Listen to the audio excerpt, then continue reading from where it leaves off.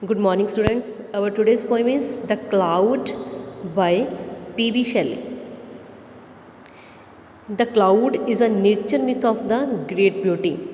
This poem gives the description of the clouds, that is giving shade, rain, hailstorm, hail, snow, lightning and thunder.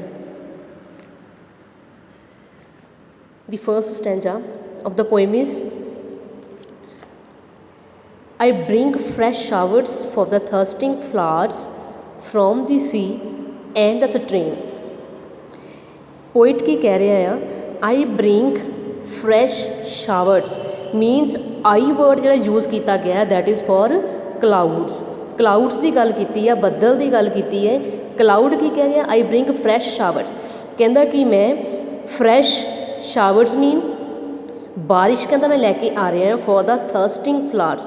Thirsting flowers means कि ਜਿਹੜੇ flowers ਨੂੰ ਪਾਣੀ ਦੀ ਜ਼ਰੂਰਤ ਸੀ, ਜਿਹੜੇ thirsty C flowers from the seas and streams. ਪਾਣੀ ਕਿੱਥੋਂ ਲੈ ਕੇ ਆ ਰਹੇ ਆ clouds?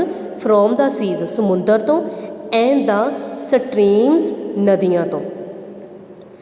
I bear light shade for the leaves when late in their noonday dreams. I bear light shade.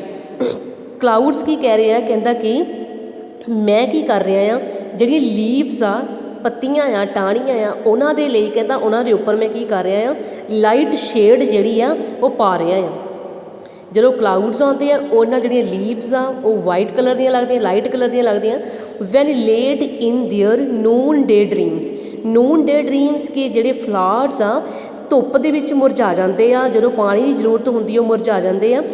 ਕੀ ਕਹਿ ਰਿਹਾ ਹੈ, ਕਹਿੰਦਾ ਕਿ ਮੈਂ ਉਹਨਾਂ ਦੇ ਉੱਪਰ ਲਾਈਟ ਸ਼ੇਡ ਪਾ ਰਿਹਾ ਆ. And the flowers R resting ਇਨ ਦਾ ਨੂਨ, ਕਿ ਫਲਾਵਰਸ ਜਿਹੜੇ ਆ ਰੈਸਟ ਕਰ ਰਹੇ ਆ, ਮੀਨਸ ਕਿ ਫਲਾਵਰਸ ਜਿਹੜੇ ਆ ਮੁਰਝਾਏ ਹੋਏ ਆ, ਉਹਨਾਂ ਨੂੰ ਪਾਣੀ ਦੀ ਜ਼ਰੂਰਤ ਆ. ਰੈਸਟ ਕਰ ਰਿਹਾ ਮੀਨਸ ਨੂਨ ਡੇ ਡਰੀਮਸ ਕਿ ਦੁਪਹਿਰ ਨੂੰ ਸੁਪਨਿਆਂ ਦੇ ਵਿੱਚ ਸੁੱਤੇ ਪਏ ਆ. What are they dreaming about? They are dreaming about the rain. From my wings are shaken the dews that waken the sweet words everyone. From my wings ਕਹਿੰਦਾ ਕਿ ਮੇਰੀਆਂ ਖੰਭਾਂ ਤੋਂ, ਖੰਭਾਂ ਮੀਨ ਖੰਭ ਦਾ ਇੱਥੇ ਕੀ ਮਤਲਬ ਆ? From my rain drops. Wings mean ਕਹਿੰਦਾ ਕਿ ਜਿਹੜੀ ਮੇਰੀਆਂ ਰੇਨ ਡ੍ਰੌਪਸ ਆ are shaken the dews that waken the sweet words everyone. ਕਹਿੰਦੇ ਕਿ ਜਦੋਂ ਬਾਰਿਸ਼ ਹੁੰਦੀ ਆ, ਮੇਰੇ ਬੱਦਲ ਦੇ ਕਰਕੇ ਬਾਰਿਸ਼ ਹੁੰਦੀ ਆ, ਕੀ ਹੁੰਦਾ ਆ? shaken the dews. dews ਜਿਹੜੀਆਂ ਆ ਕਹਿੰਦਾ ਕਿ ਉਹ ਹਿਲਾ ਦਿੱਤੀਆਂ ਜਾਂਦੀਆਂ. ਡਿਊਜ਼ ਮੀਨ ਡਿਊ ਡ੍ਰੌਪਸ, ਜਿਹੜੀਆਂ ਤਰੇਲ ਦੀਆਂ ਬੂੰਦਾਂ ਹੁੰਦੀਆਂ. That ਵੇਕਨ the sweets words everyone. Sweet words ਕਿ ਜਿਹੜੇ ਛੋਟੇ ਛੋਟੇ ਫਲਾਵਰਸ ਆ ਜਿਹੜੇ ਅਜੇ ਪੂਰੇ ਖਿਲੇ ਨਹੀਂ ਹੈਗੇ. ਬਰਡਸ ਮੀਨਸ ਕਲੀਆਂ, ਕਿ ਕਲੀਆਂ ਜਿਹੜੀਆਂ ਆ ਕਿ ਉਹਨਾਂ ਨੂੰ ਜਗਾ ਦਿੱਤਾ ਜਾਂਦਾ ਆ through the rain drops. When rocked to rest on their mothers breast as she dances about the sun. when rocked to rest on their mother's breast.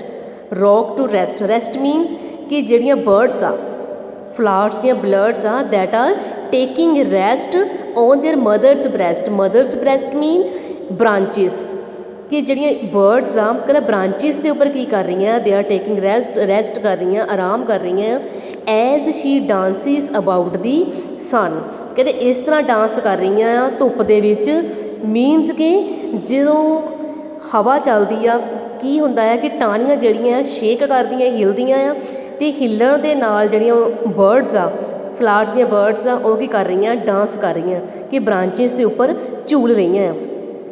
I wield the flail of the lashing hail and whiten the green plains under and then again I dissolve it rain. ਕੀ ਕਹਿ ਰਿਹਾ? I wield the flail of the lashing hail. ਕਹਿੰਦਾ ਕਿ ਕੀ ਕਰ ਰਿਹਾ ਹੈ? ਆਈ ਵੀਲਡ means ਫਲੇਲ means ਕਿ ਜੋ ਮੂਸਲ ਹੁੰਦਾ ਆ ਜਿਹਦੇ ਨਾਲ ਅਸੀਂ ਕੋਈ ਚੀਜ਼ ਜਿਹੜੀ ਹੈਗੀ ਆ ਰਬ ਕਰਦੇ ਹਾਂ. ਕਹਿੰਦਾ ਕਿ ਕੀ ਕਰ ਰਿਹਾ ਆ? ਲੈਸ਼ਿੰਗ ਹੇਲ. ਕਹਿੰਦਾ ਕਿ ਇਸ ਤਰ੍ਹਾਂ ਜਿਹੜੀਆਂ ਹੈਗੀਆਂ ਆ ਝੂਲ ਰਹੀਆਂ ਆ ਜਿਹੜੀਆਂ ਬਰਡਸ ਹੈਗੀਆਂ ਫਲਾਵਰਸ ਦੀਆਂ, ਕਿ ਜਿਸ ਤਰ੍ਹਾਂ ਕਹਿੰਦਾ ਕਿ ਜਿਹੜਾ ਫਾਰਮਰ ਆ ਮੂਸਲ ਦੇ ਨਾਲ ਆਪਣੀ ਜਿਹੜੀ ਫਸਲ ਆ ਉਹਨੂੰ ਕੁੱਟਦਾ ਆ. ਆਪਣੀ ਫਸਲ ਨੂੰ ਜਿਵੇਂ ਕੁੱਟ ਰਿਹਾ ਹੋਵੇ।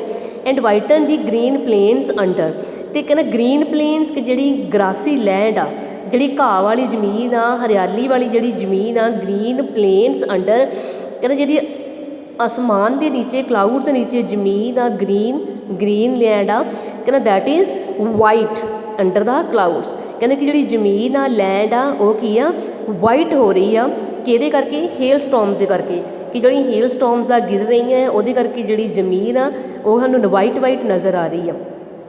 And then again I dissolve it in the rain, ਕਹਿੰਦੇ ਕਿ ਫਿਰ ਕੀ ਹੁੰਦਾ ਆ ਕਿ ਉਹ ਜਿਹੜੀਆਂ ਹੇਲ ਸਟੋਮਸ ਆ ਉਹ ਫਿਰ ਕਹਿੰਦਾ ਰੇਨ ਦੇ ਵਿੱਚ ਡਿਜ਼ੋਲਵ ਹੋ ਜਾਂਦੀਆਂ ਆ। And laugh as I pass in thunder, ਕਹਿੰਦਾ ਕਿ ਮੈਨੂੰ ਹਾਸਾ ਆ ਰਿਹਾ ਆ, ਮੈਂ ਖੁਸ਼ ਹੋ ਰਿਹਾ ਜਿਵੇਂ ਕਿ as I pass in thunder, ਜਦੋਂ ਕਹਿੰਦਾ ਮੈਂ ਇੱਦਾਂ ਲੱਗ ਰਿਹਾ ਜਿਵੇਂ ਕਿ ਮੈਂ ਤੂਫਾਨ ਦੇ ਵਿੱਚੋਂ ਲੰਘ ਰਿਹਾ ਹੋਵਾਂ।